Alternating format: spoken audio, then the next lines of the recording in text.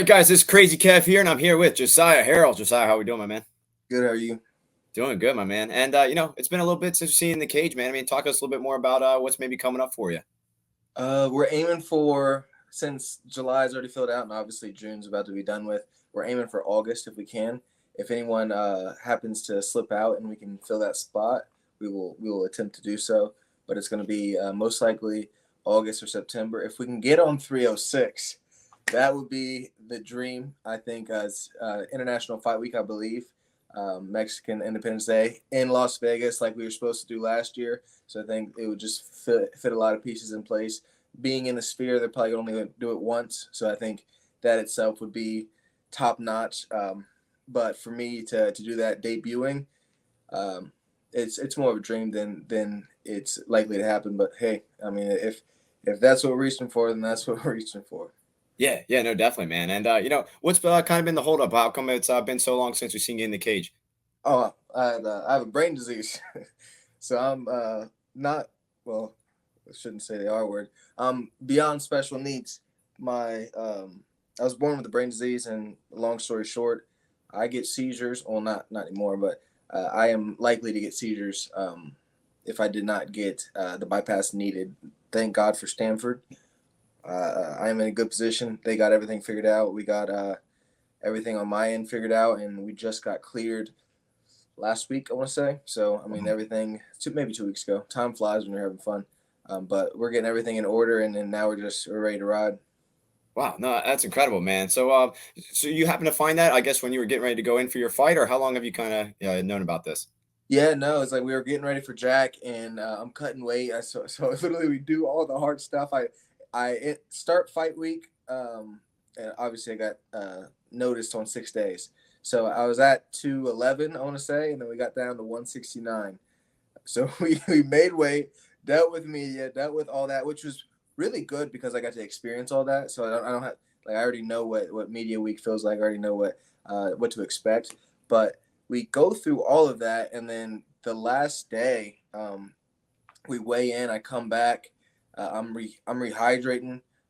Didn't want to eat yet. My stomach was still getting used to dropping so fast and then rehydrating. So I'm taking a nap. I wake up from a nap, and then and then I had a last physical. So then I went and did my physical so the doctor can clear me.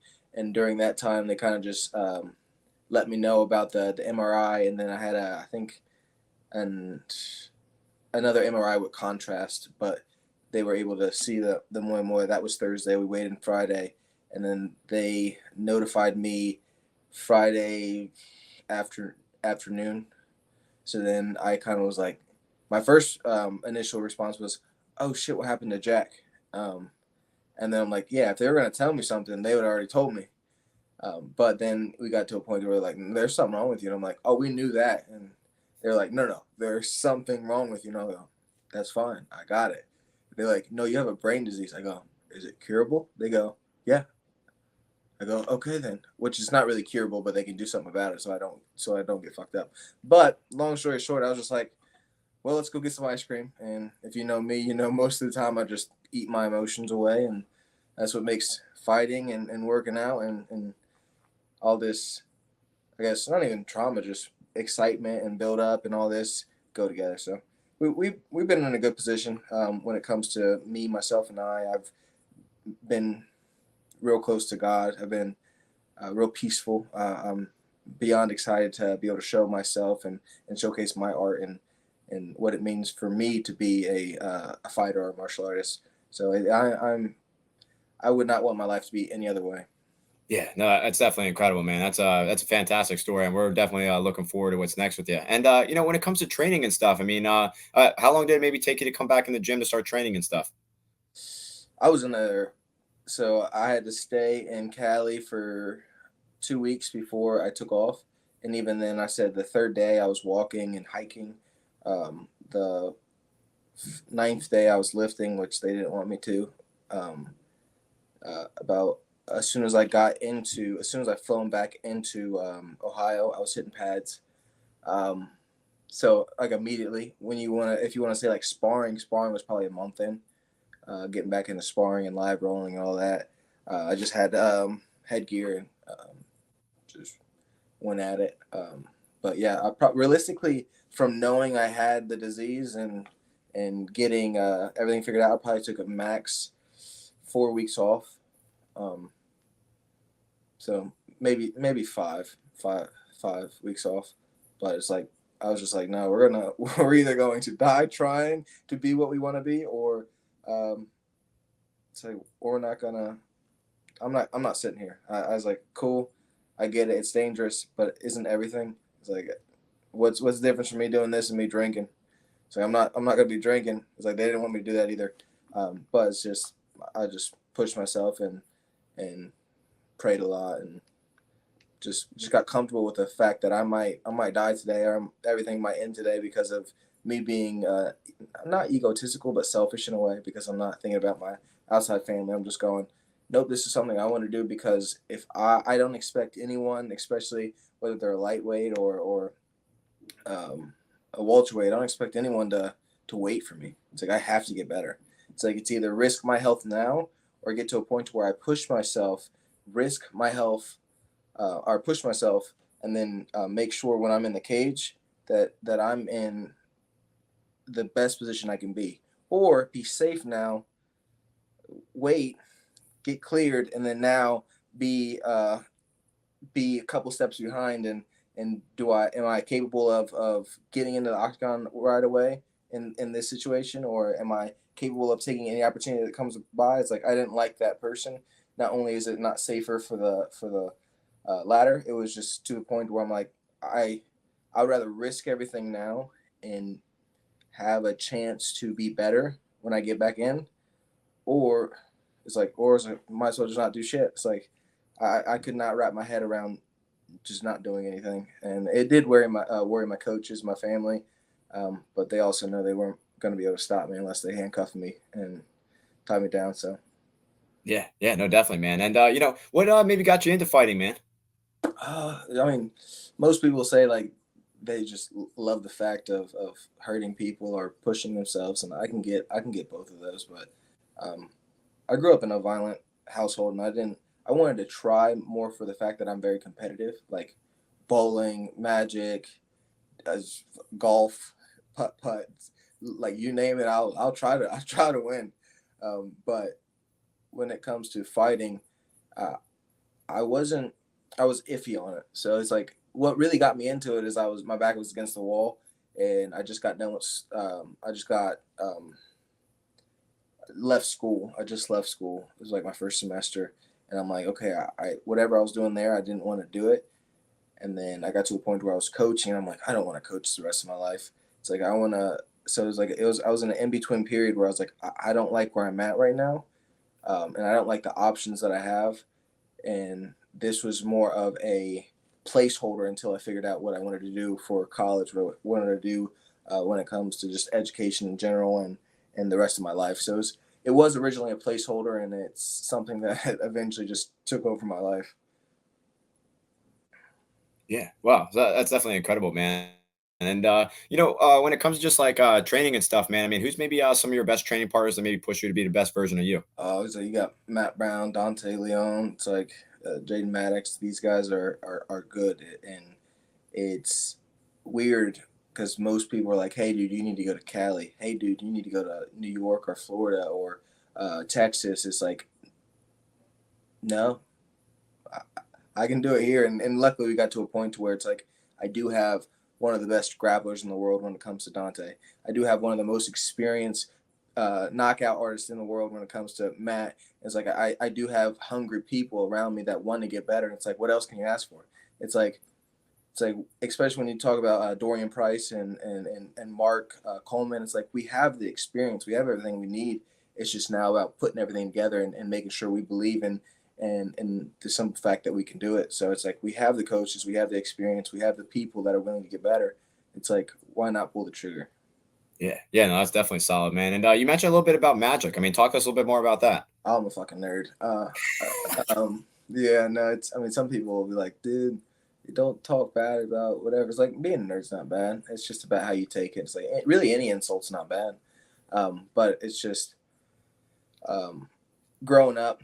I used to. So actually, my first car accident. I was heading to one of my ex's houses, and I just got done with a Magic tournament, and I had my cards in the glove box, not in the glove box, but in the driver's seat. And then I had this van. Me and my brother shared this van. It's like an old school rapist van that was green. So it was more like a green machine from Scooby Doo. But we're just driving, and I'm cruising. It's snowing. I just got back, and you know what? I was kind of sad because like it was like a draft, and basically just you open packs, pick a card you want, pass the card on, and then eventually you build your deck out of it. I got beat by like a 9-year-old and like a 13-year-old. You're like, fuck, dude. Like, like these people are crazy. That's all they do. It's like, I'm not just going to do this. But it got to a point where I lost. So I'm heading back home, and I'm just thinking about myself. I'm like, damn, okay, well, how do I get better? Or how do I understand the game enough to get better? And Magic's a lot of, it's like a strategy game. Sometimes you get to build your deck if you're going through that. Like me, I like Commander, and you get to a point where it's like you can build your own deck. You have 99 cards that you can build with, and then you have your Commander, which you build your whole deck around, and then you get to a point where it's like it's basically just any card game, but now it's a piece of your own because you get to make it. But I'm heading back, driving back, and my car starts getting onto the side of the berm, and I can't get it off. So I slowly start moving it off and inching off, and it gets on there. Okay, I'm cool. And then eventually gets back on, and I'm like, why is this on the, like, it's going to the point where it's like I'm driving, and my wheel's like this, but I'm driving straight. So I'm like, okay, maybe if I just hold on, we'll be fine. Eventually it catches something, and then I try to adjust, and then I turn the van, flip it, I wrap around a tree, and the side of the door, the passenger side, gets crushed. My bag goes under the seat. The tree ends up coming like right to my head. I still have glass in my back from the car accident, but it's like the seatbelt broke, the engine inside of the vehicle completely turned out, the floorboard underneath it completely went out, and I just hit it. And I'm like, oh shit. All right, and about 5 minutes later, because I'm right across, right near my one of my best friend's house. His name's L.A. Kelly. So you got L.A. Kelly, and then you have the Perrys. Hunter's dad, which is the wrestler I grew up with, comes out, and he's like, hey, Joey, you all right? And I was like, damn, do I act dead right now? Like, I think I should act dead. And he asked me about 3 or 4 times, and I'm getting to a point where I'm just like, yeah, I'm all right. I'm just trying to get these fucking cards out, and I'm trying to get my cards out of the vehicle. It's like, car accident, couldn't care less. Myself, couldn't care less. These cards, though, get them out. And then as soon as I did, I had sandals on at the time. As soon as I did, I couldn't open up my passenger side because of how bent the van was. So then I had to walk out the back door, and it was already smashed open. So I just walked out, and as soon as I stepped out, I was up to my knees, and I'm short. So, I mean, on a normal person, up to your ankles in ice water. And I'm like, okay. So then I call LA, and I'm like, hey, dude, bring me some socks. And he's like, what's happening? I was like, I just crashed, and I just stepped in ice water. Can you bring me some socks? He goes, yeah. He goes, where you at? And I'm like, right outside your neighborhood. And then hung up. The ambulance comes. I don't even know how you say that. It's definitely not how you say it. It doesn't sound right. But they come, and they check my pulse and do all that. And my mom's crying. My dad's just trying to make sure she's okay. I'm like, Mom, why are you crying? Like, that woman has, like, put the fear of God in me so many times where, like, I for sure thought she was going to murder me multiple times. And the one time I'm like, not even close to death, in my mind, she's crying. I'm like, Mom, why are you crying? She goes, my baby. I'm like, this is ridiculous. But yeah, that's what Magic has done for me, is almost killed me. So other than it being a strategy game, I would say I enjoy the aspect of building. I enjoy the aspect of trying to put pieces where they belong and seeing how things work together. That's definitely awesome, man. That's definitely a wild story, man. And on top of that, you mentioned being in a Magic tournament. I mean, how do you typically end up winning a Magic tournament? I don't. Apparently, I suck at it. Yeah, no. I've been to was it like Comic Con, and maybe it's Comic Con. Some stuff at so I've done Yu-Gi-Oh tournaments. I've done Magic tournaments. Um, no, eventually you get to the point where it's like there's no in between. Like, I say I'm a nerd, but I mean there's people out there dressed like foxes, and you're like, yeah, I'm not that, and there's nothing wrong with that. That's what you like to do. Hey, I like to fight people, so there's nothing wrong with with putting on a fox costume and whipping it out, but I just could not put myself in their position and be like, oh yeah, that's cool. But yeah, so there's definitely levels to the nerd, but um, it just got to a point where it's like we did not mesh when it comes to like the groups. It's like a lot of those guys were like passive aggressive and didn't understand the aggression that they were giving out. And I'm like, no, we're not gonna deal with this. If we go any farther than this, we're throwing hands.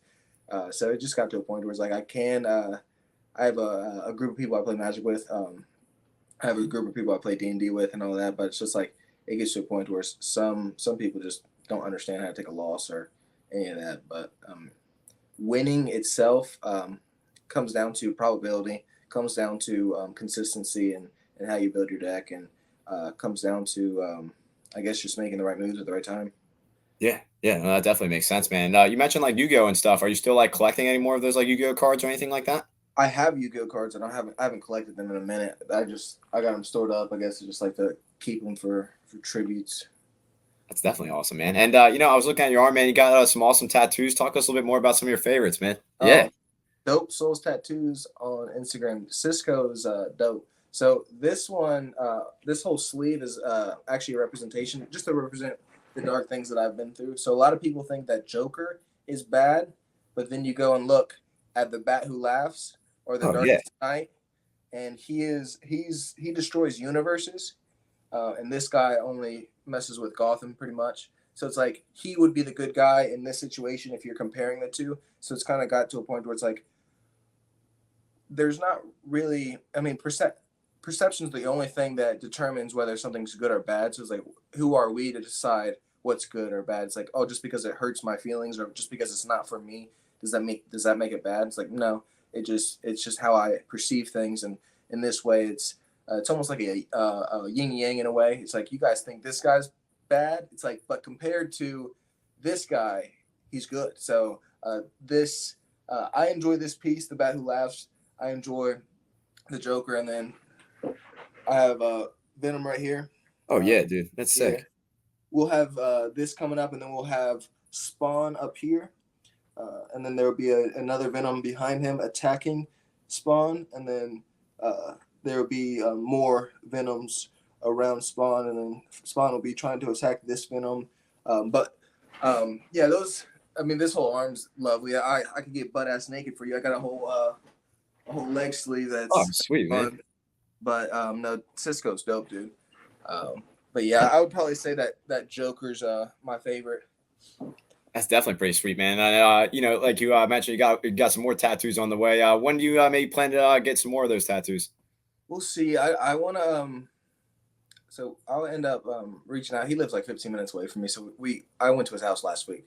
So we'll get to a point where it's like we kind of have the ideas that we want for the back, and we have the ideas that we want for the arm already done. It's like, but I just want to make sure before we get too out there that we go and finish the tattoos we already have, and then he's pretty much just gonna make his way with whatever he wants to do on my right leg, as long as we agree on it. And I'm more of a what it means to me compared to like if he can bring a thought or idea, which is he's very good at doing, out, then that's what I care about. It's like I don't really care about what the piece is. I care about what it represents to me. And then if you have a way that you see it, then beautiful. It's like it has nothing to do with me, but it's like that's kind of how I look at my tattoos. Nice, nice. No, very cool, man. And getting a little bit off topic, but you obviously do a little bit of fighting in cage. But maybe before that, did you happen to have like any sort of like street fights or anything like that? No, I'm honestly I'm other than being funny, I'm pretty mellow. It's like it takes a lot to get me angry, and I think that irritates a lot of people in general. Because I'm like, all right, whatever, dude. I mean, if you think that, then that's how you're gonna think. But um, no, the person who's undefeated against me is my mother. If you wanna learn how to beat my ass, call her. So she knows what she's doing, dog. She don't play. It's like she don't care either. She's beating me with a wiffle ball bat and it broke. She got mad at me because the bat broke and she kept hitting me with it. It got to a point where my stepdad had to pull her off. Yeah, no, there was a time where I'm walking in my mom's room and I just woke up. It's like 2 a.m. She's like, "What are you doing, sweetie?" In the softest voice ever. I'm I'm like, I'm just getting my blanket. I just woke up. She looks at the clock. She looks at me. I'm like, fuck, here we go again. So then she starts going, what the fuck are you doing? I'm going, I'm just trying to go back to bed. She goes, it's 3 a.m. in the fucking morning. Why are you doing up? I'm like, I'm just trying to get back to my room. So I'm grabbing the blanket. She gets up. I fucking throw the blanket down. I run. I trip. Boom. I'm on my knees. If you didn't think I could bear crawl, you're wrong. I'm bear crawling. Boom. She falls over the same vacuum. She's bear crawling after me. I'm looking behind me. I'm crawling. My knees are burning. So it's not really a bear crawl, more like a baby crawl. And I'm getting to a point where I'm like, fuck, where do I go? And this house is small. So then I turn the corner, go. My brother's friend was spending the night. I'm like, dope. I'm using you as a body shield. So I wake his ass up. I take his arm, take his other arm, and now I'm hiding behind him. And I'm like, listen, Mom, if you're going to beat me, you're beating him too. And eventually my brother chuckled, and then he was the one that got hit that day. So you just got to, sometimes you got to learn how to hold your tongue. Yeah, yeah, no, it definitely seems like it, man. And man, I like to always ask everybody I bring on the show this. I'm a Taekwondo instructor. I've been teaching for 6 years. I've been training for 19 years. So I just love martial arts and love what I do, man. And with all the guys I have in my gym, what advice do you give them to keep on coming into the gym and to keep on getting better and better every day? Oh, the advice is don't limit yourself to your own perceptions of any move. It's like every martial art works. Every martial art has its own unique skills and skill set that you need. And if you can understand that you can get a skill or a defensive maneuver or even range and understanding range from any of them, then it's working. Um, all the way down to Krav Maga to anything that allows you to understand pacing, allows you to understand range, allows you to understand striking in a way. It's like all those can help. Now it's just up to you to make that your own. It's like nobody can be a perfect Conor McGregor. Nobody can be a perfect um, John Jones. Nobody can be a perfect Srio Gone. Nobody can be a perfect anything other than themselves. It's like don't try to fight like anybody else. Take pieces that you like from people. Take perspectives that you like from people, whether this is life or fighting, and then add those to your own repertoire. Don't get to a point where you're so stuck on one single-minded entity that you don't learn and don't operate to grow. It's like at the end of the day, all we're trying to do is grow. Yeah, no, I definitely think that's a solid message. And you mentioned a little bit about Krav Maga. Have you happened to like train that at all? No, I mean, me and my boys do some sword fighting every now and then, but other than that, no. Nothing. Fair enough. Fair enough. Just curious about that one out of all the martial arts you might have said. And you mentioned like all martial arts work, but what's maybe your favorite martial art to train? It just depends on the day. Sometimes if I'm feeling a little dark, I like the brutality that comes with Thai standing in front, being more postured and understanding that it's like we're just gonna go tit for tat, and um, I like that in a way, but that's not really me. I like how creative you can get with jujitsu. I do enjoy um, the ability to control somebody even when they feel like they're controlling you and putting them into situations that ultimately make you or make them submit or put you in a dominant position. So I like the flowing aspects of jiu-jitsu. I like the pace of wrestling. I like the brutality from Thai. I like the defense from boxing. I think boxing has some of the most beautiful defense there is. But it's like if you go and compare those sports to each other, it's like good luck rolling your head too low and getting kneed. Good luck. Same thing with wrestling, shooting in and getting kneed. Good luck. Not understanding leg kicks will take you out from kickboxing to boxing. So it's like those are my main martial arts, but there's always things that I love from each of them. Yeah, yeah, no, definitely, man. And obviously, you mentioned you're looking for like some short notice opponents and stuff. Do you think maybe like mentioned with your brain injury that maybe you'd be like limited to fight in certain places, or can you fight anywhere in the world? I can fight anywhere. Yeah, That's awesome. That's definitely good news. yeah. It's like they got people with one eye fighting, so we'll be all right. Yeah, no, you definitely will be all right, man. And speaking about that, man, it's been awesome talking to you. You shared a lot of some pretty awesome stories, man. I think this would be pretty awesome for everybody to see. And what's maybe your final message out there for the fans watching this video? Final message. There's a difference between living to die and dying to live. If you do not put yourself in a position to where you doubt yourself, if you do not put yourself in a position to die, and understand that you just have to push yourself a little bit more to get out of that hole, then you're really not willing to live. So don't be afraid of loss. Don't be afraid of what could happen or what ifs. Have your goals, have your ambitions, aim for that, and have a little optimism with that.